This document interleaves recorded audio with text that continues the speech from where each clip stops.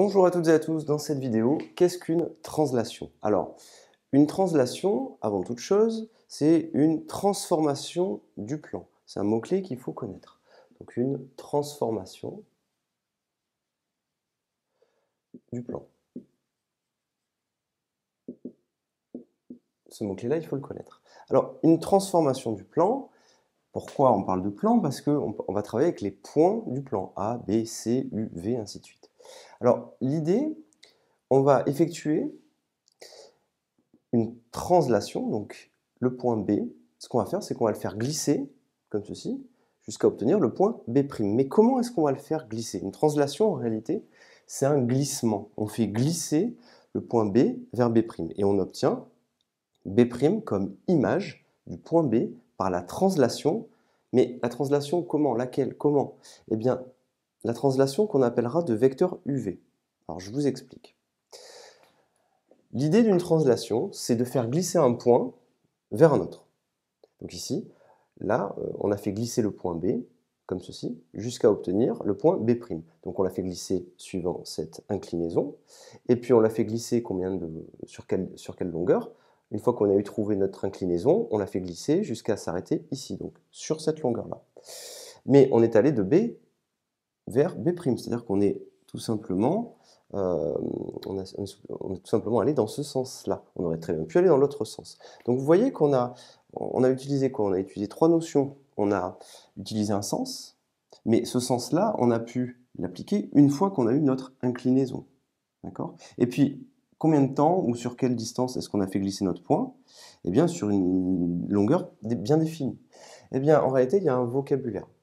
C'est-à-dire que on fait glisser le point B, d'accord? À l'issue de ce glissement, B a glissé et on a obtenu B'. Pour définir ce glissement, on a défini ce qu'on appelle un sens, donc de U vers V.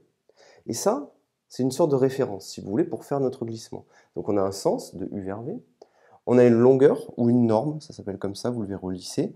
La norme ou la longueur, c'est la longueur UV, c'est cette longueur-là. Et une direction, alors direction, surtout, il ne faut pas le confondre avec le sens. Il faut plutôt le comprendre comme une inclinaison et qui serait la même inclinaison que la droite UV. D'accord? Donc, vous imaginez avoir placé votre droite comme ceci, et là, hop, vous pouvez imaginer qu'il y a une autre direction, mais ça, c'est la direction. Direction, pensez plutôt direction ou inclinaison.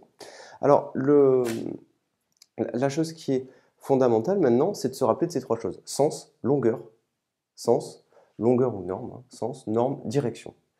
Et ces trois notions-là, ça va nous permettre de définir ce qu'on appelle le vecteur UV. D'accord? Donc le vecteur UV, qui est ici, s'appelle avec une flèche comme ceci, vers la droite, toujours. Eh bien, le vecteur UV, il a ce qu'on appelle un sens de U vers V, une norme, qui correspond à la longueur UV, et une direction qui est la même que celle de la droite UV, ça correspond à une inclinaison.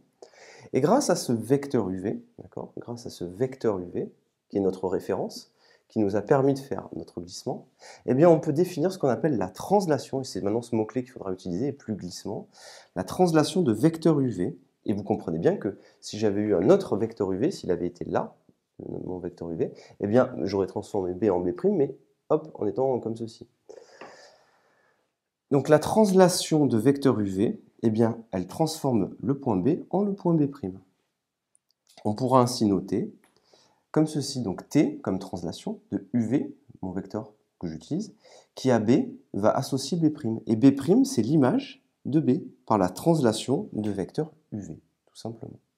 Donc vous voyez bien qu'à chaque fois, vous avez votre vecteur de référence. Si vous voulez faire glisser B en B' de la même manière qu'on a fait glisser U en V, eh bien vous devez construire cette figure-là à la règle et au compas, ou alors en utilisant le quadrillage. Donc ce que vous devez retenir, translation, ça correspond à un glissement.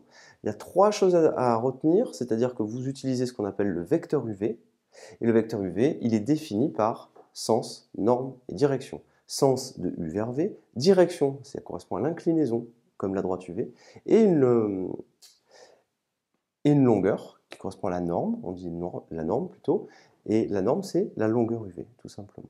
D'accord? La translation, c'est une transformation du plan. à un point B, elle associe un autre point. Ce point, c'est l'image de B par la translation, et on n'oublie pas de dire 2 vecteurs UV, tout simplement. Je vous remercie et à très bientôt.